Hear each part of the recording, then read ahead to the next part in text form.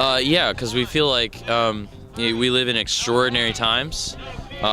Really, what's going on in our country is unprecedented, and I'm not sure the Republic has been in this much danger since just before World War II, I think.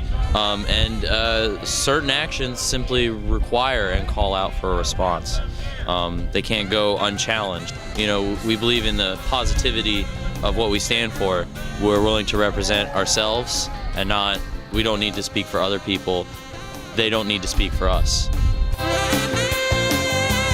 Let us tell again the stories of the ones who set this world aflame. The ones who rose tall, the great and the small. America remembers their names. We saw a world of new horizons. We saw a world of hearts and hands. Each joining the fight, the power and might were gathered from across this land to stand. This is a West Virginia originated movement. Yeah, well, I think we're going to see a surge in political participation at all levels, and I think the vast majority of it's going to be more informed, more coordinated, more effective, and I think we're going to start seeing a rise in representation again, and less politicking, less political games, and more sincerity. We are the ones who answer when America calls out her name. Together we come, united as one. We rise again and again. Oh, we are the ones who labor. We are the ones who care. We are the ones, the daughters and sons.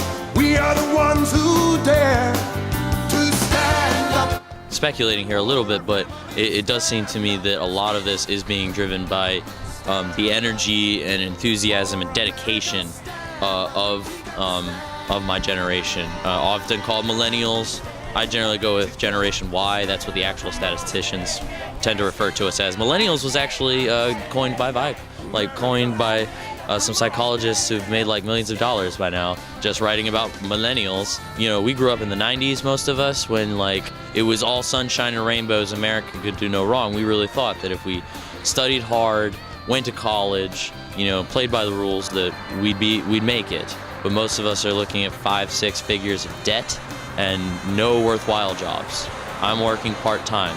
Fortunately, I'm lucky enough to work for an organization that is about values and that I love. Feel a new world rising. Come and heed a brand new call. It echoes our past and it's coming on fast, reaching out to one and all. From our parents to our children, all across this mighty land. As the future draws near, our vision is clear, side by side, hand in hand. We're going. Speaking for myself, and I think speaking for most of the people here, we find the actions of our federal government over the last 2 weeks to be entirely illegitimate and even illegal and unconstitutional. However, if people have more nuanced opinions, that's their right to have those opinions. We want to make sure that the world knows that the U.S. federal government does not necessarily speak for all Americans, especially not now. Okay, my name is Stephanie King Strickland, and I marched because human rights are important to me. My children are all adopted. We all have different ethnic backgrounds. We all come from various places across the world.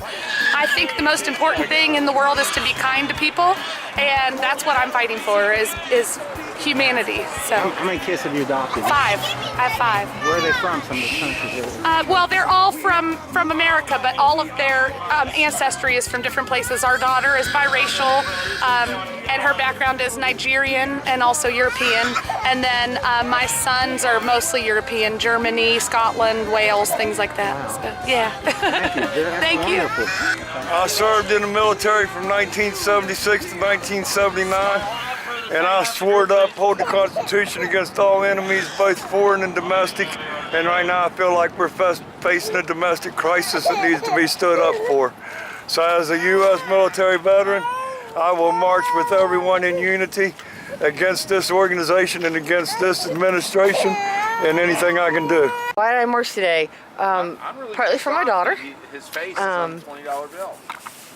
Because I really felt like under President Obama, we were making progress, right? I really thought we were getting somewhere. I was pleased. I now feel that our country has taken a wrong turn of immense proportions. And I am concerned that pretty much everything I hold dear is at risk. And it Everything. still is. I mean, they still still want it. I've always been a voter, always. I've always argued politics. I grew up arguing politics around the kitchen table. I am a Democrat from a family of Republicans. But talking around the dinner table isn't enough now. So that's why I marched.